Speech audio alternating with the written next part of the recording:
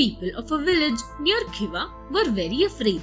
A group of bandits often came to their village and looted them.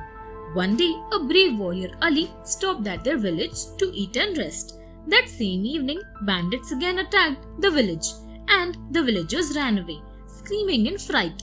Ali was not frightened and attacked the bandits with his bow and arrows. He soon defeated all of them. The villagers thanked Ali and said, "Oh brave Ali, please stay with us and protect us.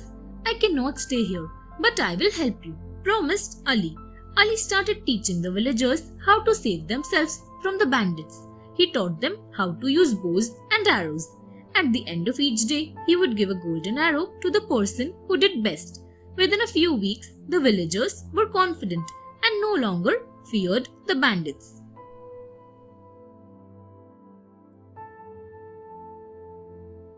Avalanche. A week before Christmas, Gabby was on her way to her grandmother's cabin in the mountains. It had been snowing lightly all week.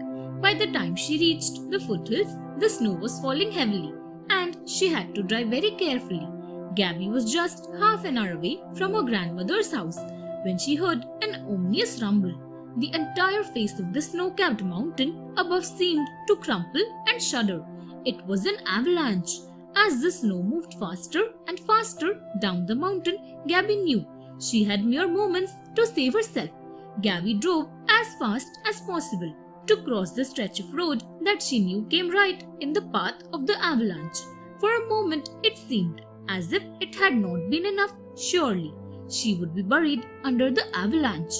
But with a final burst of speed, Gabby reached safety. She had never been so relieved in her life.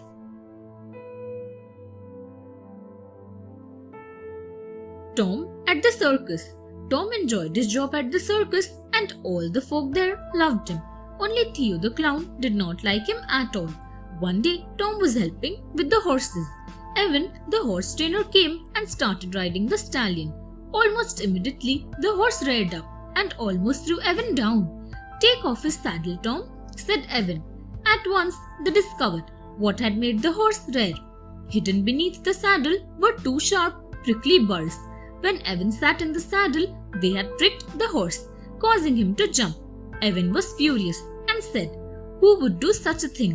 Theo smiled sneakily and said, "Wasn't Tom taking care of the horse?" However, Evan just smiled and said, "Theo, if Tom did this to the horse, then why do you have a burr sticking to your shirt?" Theo went red with embarrassment. He left the circus and was never heard of again.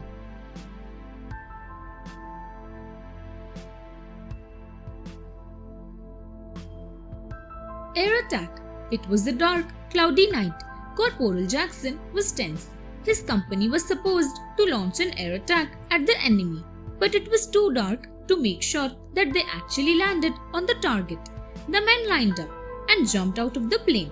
One by one, they opened their parachutes and sailed silently to the ground. Instead of landing in an open field as planned, the corporal found himself falling into a thick canopy of trees. His parachute got stuck in the branches and he had to cut himself out of the harness. He fell soundlessly to the ground, alert for any enemy troops. Dodging behind the trees, the corporal rescued 3 of his men from the enemy before they finally reached an open field. He held his breath as he heard swift footsteps approaching. Then a familiar voice whispered, "Corporal, awaiting your orders, sir." Corporal Jackson nodded and silently led the attack. Thanks for watching. Do like, share, subscribe to Sahil Book House.